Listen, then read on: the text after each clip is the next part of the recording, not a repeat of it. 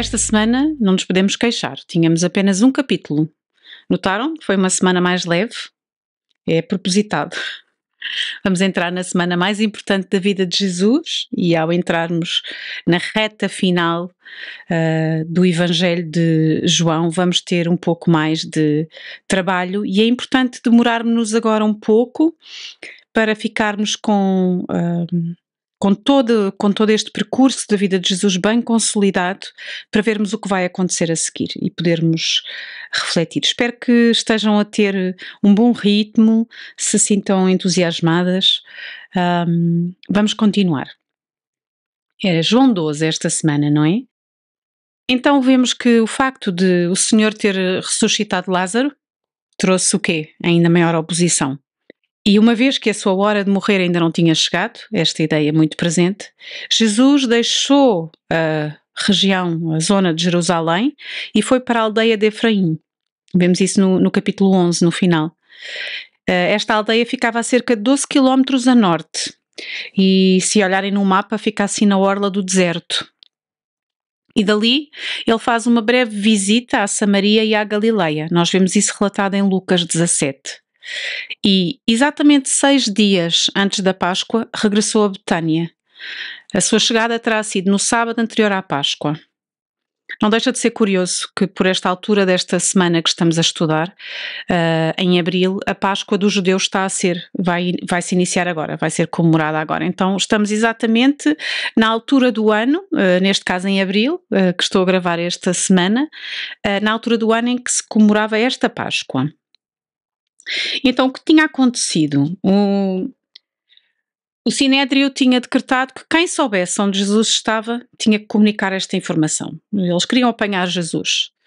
Mas é interessante porque os amigos de Jesus, em vez de o denunciarem e o entregarem como se ele fosse um criminoso, eles dão uma ceia em sua honra. E por esta altura, ser amigo de Jesus já era correr muitos riscos, já vimos isso na outra semana, e portanto estes amigos são realmente amigos do Senhor.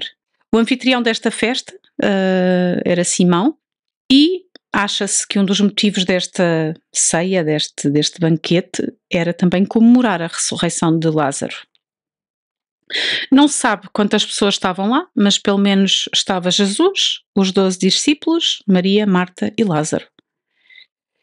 E lemos que Marta estava a servir, já repararam no pormenor, Marta continuava a servir em casa, desta vez ela não é repreendida, não há nada dito acerca disso, ela está a servir, e Maria usa de um perfume muito caro, de nardo puro, e unge os pés de Jesus. O nardo era um óleo perfumado que era extraído da raiz da espiga. O perfume feito de nardo era muito caro, porque tinha a ver com a distância, que tinha de ser importado e transportado. O nardo de Maria era de qualidade pura, tornava-o ainda mais valioso. Alguns pensavam que valia 300 denários, nós vemos isso na passagem. E Judas concorda com essa avaliação. Vemos uma discussão a acontecer no versículo 5, e essa quantia, valendo 300 denários, seria o equivalente ao salário de um ano. E, acrescentando o pormenor que este perfume estava guardado dentro de um frasco de alabastro, que era também algo valioso. E isto aumentava ainda mais o valor do que ela estava a fazer. Porque ela quebra o frasco, temos isso relatado em Marcos 14, e despeja todo o conteúdo deste frasco. Então, podemos considerar que é provável que este perfume fosse algo muito considerável do património de Maria. E se olharmos os relatos paralelos desta cena, tanto em Mateus 26 como em Marcos 14, eles referem que Maria derramou o perfume na cabeça de Jesus. Mas João diz que ela ungiu os pés de Jesus. Parece uma contradição. Mas, segundo os comentaristas, estes 3 relatos não são uma contradição. Eles estão em perfeita harmonia. Porque podemos imaginar que o Senhor Jesus estava reclinado numa mesa baixa, com os pés estendidos longe dela, e Maria poderia facilmente ter derramado o perfume primeiro na sua cabeça, depois no seu corpo e nos seus pés. E o que é que ela faz? Além de fazer isto tudo, de banhar Jesus com perfume, ela choca os que estão a assistir, porque limpa os pés de Jesus com os seus cabelos. Havia duas coisas que seriam consideradas censuráveis nesta cena. Os judeus, para já, consideravam degradante lavar os pés a outra pessoa. Era uma tarefa geralmente que delegavam nos empregados ou nos escravos. Alguém humilde fazia essa tarefa, não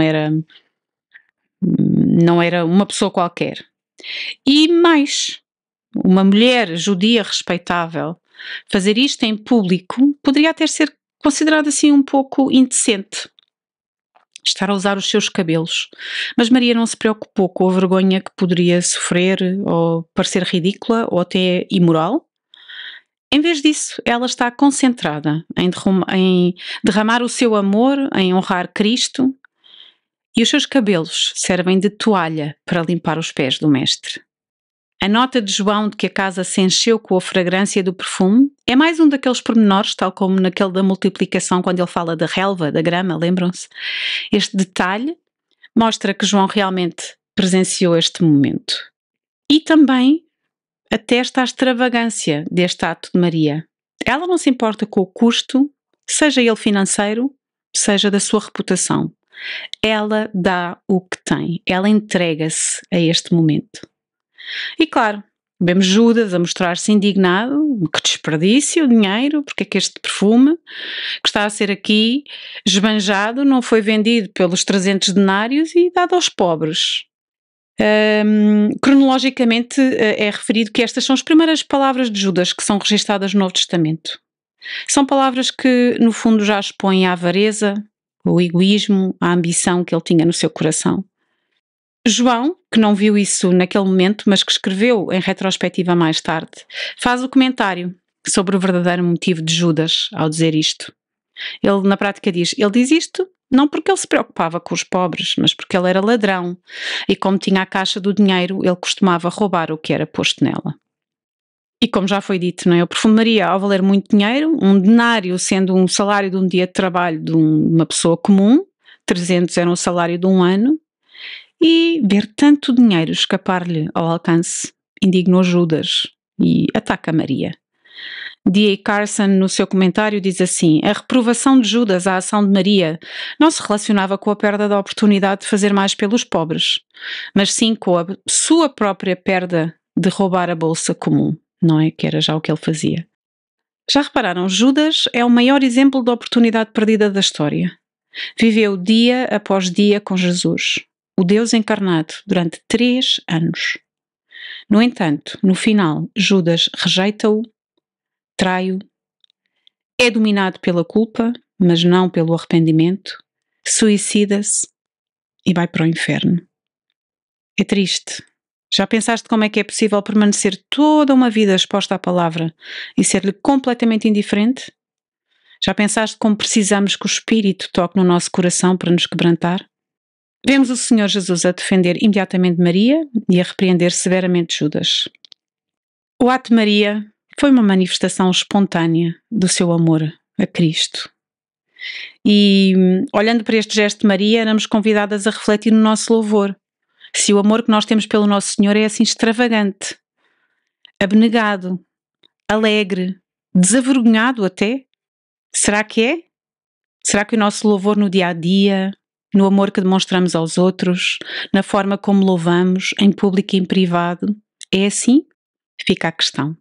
Gostava de vos deixar um parênteses com o que Jesus assinala acerca de Maria, porque as opiniões dos comentaristas dividem-se e é sempre um pouco ingrato termos uma opinião final em relação a alguns momentos em que se podem tirar algumas inferências e opiniões. As opiniões dividem-se em relação ao que de facto Jesus estava a dizer sobre a sua morte e sepultamento. Há quem ache que, à semelhança de Caifás, Maria prefigura, ainda que não de forma completamente consciente, aquilo que vai acontecer. O que nós sabemos, pelo episódio anterior em Lucas, é que Maria interrompia o que estava a fazer para escutar Jesus. Sabemos que ela estava atenta, disponível, sensível. E sabemos que Jesus falou inúmeras vezes sobre a sua necessidade de morrer. E o desafio para nós é: és atenta ao que Deus fala na sua palavra? Escutas? Defines as tuas prioridades para teres um coração sensível à voz do Espírito? Nem sempre precisamos de parar completamente. No meio dos teus afazeres, usas de oração ao longo de todo o teu dia para escrutinar as emoções que estás a sentir, as reações que estás a ter, as decisões que precisas de tomar? Vamos continuar. As multidões que correram a Betânia para ver Jesus e Lázaro não passaram despercebidas às autoridades. Claro, não é? Os chefes sacerdotes já tinham conspirado para matar Jesus e agora queriam matar Lázaro. Lemos isso. Lázaro representava uma grande ameaça, porque por causa dele muitos dos judeus estavam a afastar-se e a acreditar em Jesus. Ele era um testemunho inegável. E não era só isso. Um homem ressuscitado era um embaraço para os saduceus de uma outra forma, porque eles negavam a ressurreição dos mortos. E Lázaro era uma prova irrefutável acerca da impossibilidade da ressurreição. Então, como eles eram incapazes de contrariar o facto de Lázaro estar vivo à vista de toda a gente, eles queriam matá-lo para destruir as provas. E como sempre, não é? Ninguém é neutro em relação a Jesus. Ele advertiu: quem não é comigo é contra mim, e quem comigo não ajunta, espalha. Lemos em Lucas 11. Quer o amem e sirvam como Maria e Marta, quer sejam indiferentes e vacilantes em relação a ele como a multidão, quer o odeiem e se oponham a ele como Judas e os chefes dos sacerdotes, todos tomam uma posição, algures no caminho. Todos nós temos que estar num destes lugares. A posição em que cada um se coloca determina o destino de cada um. Porque lemos em Atos 4:12, em nenhum outro há salvação, porque também debaixo do céu nenhum outro nome há, dado entre os homens, pelo qual devamos ser salvos. Só há salvação em Cristo. Continuando no texto, o dia seguinte era segunda-feira de manhã. O dia seguinte, à ceia em Betânia. Durante a noite, Judas tinha-se encontrado com os chefes dos sacerdotes e concordou com eles em trair Jesus. Nós vemos este relato em Mateus 26. Conspirar para matar Jesus. Lembram-se? Termos falado dos planos e da hora. Jesus não ficou à mercê das conspirações dos seus inimigos. Temos sempre de olhar a história desta forma. Vemos o que está a acontecer, mas nunca devemos esquecer que ele está no controle absoluto das circunstâncias. O tempo, planeado pelo Pai, tinha chegado, mas ele iria cumpri-lo como ele mesmo planeou. Os líderes judeus, temerosos das multidões em Jerusalém, de como elas podiam reagir, queriam levar Jesus à morte, mas não queriam fazê-lo durante a celebração da Páscoa. O plano deles era prendê-lo e executá-lo depois que a festa terminasse e o povo fosse andando para as suas terras. Mas, independentemente dos desejos dos seus inimigos, o Senhor morreria no momento exato, pré-determinado por Deus. Ele iria morrer na hora certa. Não por acaso. O Cordeiro de Deus seria sacrificado no mesmo dia em que os cordeiros da Páscoa estavam a ser sacrificados. Porquê? Porque ele é o sacrifício, Cristo, a nossa Páscoa. Por isso, Jesus preparou-se para entrar publicamente em Jerusalém. Jesus sabia que os elogios das multidões enfureceriam os líderes judeus e os deixariam ainda mais desesperados para o matar. Como sempre, Deus iria usar a loucura, a maldade destes homens para realizar os seus próprios propósitos. Até este momento, Jesus não permite que os seus inimigos lhe tirem a vida. Por isso ele tinha evitado provocar confrontos públicos desnecessários com as autoridades, vimos anteriormente, e ele retirava-se. Quando ocorriam confrontos e os inimigos procuravam prendê-lo, ele evitava-os. A sua hora ainda não tinha chegado, lembram-se? Mas a sua hora está a chegar agora. A grande multidão que tinha vindo para a festa, quando ouviu dizer que Jesus vinha para Jerusalém, pegou nos ramos das palmeiras e saiu-lhe ao encontro e começou a gritar: Hosana, Hosana, bendito o que vem em nome do Senhor. Quando ele sai de Betânia, vai acompanhado por uma grande parte da multidão de judeus que tinha ido lá para o ver, para ver Lázaro vivo. A eles juntar-se-iam outros da grande multidão de peregrinos que tinham vindo a Jerusalém para a festa da Páscoa. Quando eles souberam que Jesus vinha a Jerusalém, saíram da cidade para ir ao encontro dele. Estas duas grandes marés de pessoas juntaram-se e formaram uma enorme multidão. Algumas histórias estimam que talvez tenha havido até 1 milhão de pessoas nesta festa. Então, a multidão gritava: Hosana, bendito o que vem em nome do Senhor. Hosana é um termo de aclamação, de louvor, que vem de uma palavra hebraica que significa literalmente socorro, eu peço-te, ou salva-nos agora. Remete-nos para o Salmo 118. Era um termo, este Hosana, com o qual o judeu estava familiarizado.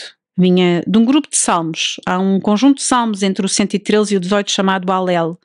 Este Alel era cantado todas as manhãs pelo coro do templo durante as grandes festas judaicas. Então a multidão gritava: Bendito que vem em nome do Senhor, citando o Salmo 118, verso 26.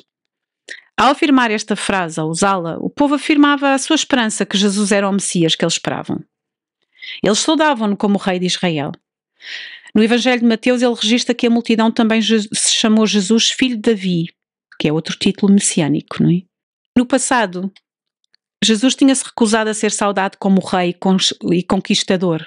Ele tinha dispersado a multidão que procurava fazer dele rei porque ele sabia que era um rei militar. Mas desta vez, Jesus aceita esta aclamação. E finalmente, provavelmente alguns pensavam, ele estava a aceitar o papel que eles queriam que ele assumisse, o libertador político e militar. Mas Jesus aceitou os elogios deles nos seus termos.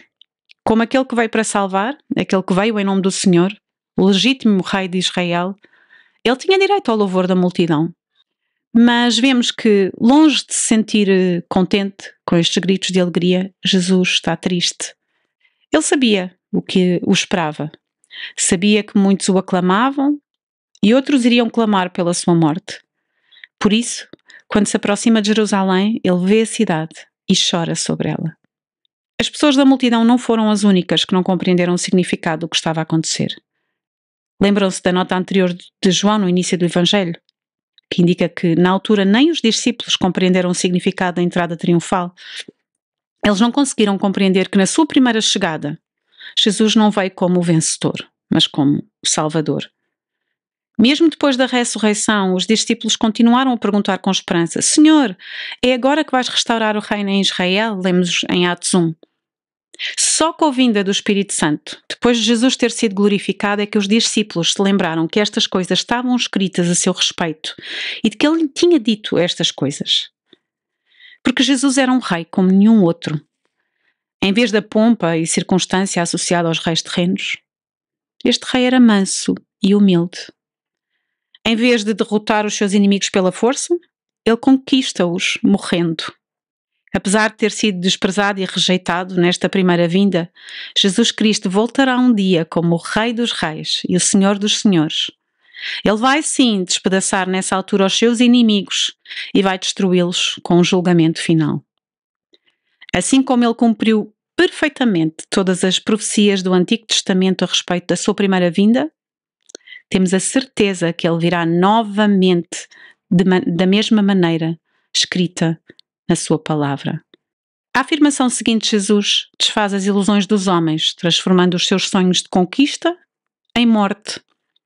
O Senhor introduziu-a com a frase, com a expressão que já abordámos várias vezes: em verdade vos digo. Jesus diz: o Filho do Homem não vem para ser glorificado, não é para conquistar os romanos e estabelecer este reino, como vocês esperam, mas para morrer. E ele usa de uma ilustração agrícola que era familiar a este tipo público. Se o grão de trigo caindo na terra não morrer, fica ele só, mas se morrer, dá muito fruto. Éramos convidadas a refletir na pergunta 13 sobre qual parece ser o estado da alma de Jesus no versículo 27. Jesus diz que está angustiado, já pensaram? A antecipação de carregar a vergonha do pecado, de vir a experimentar a ira de Deus e ser separado do seu Pai, faz com que a alma de Cristo fique angustiada. É uma palavra forte. Cristo não foi para a cruz indiferente, desapegado, sem sentimento.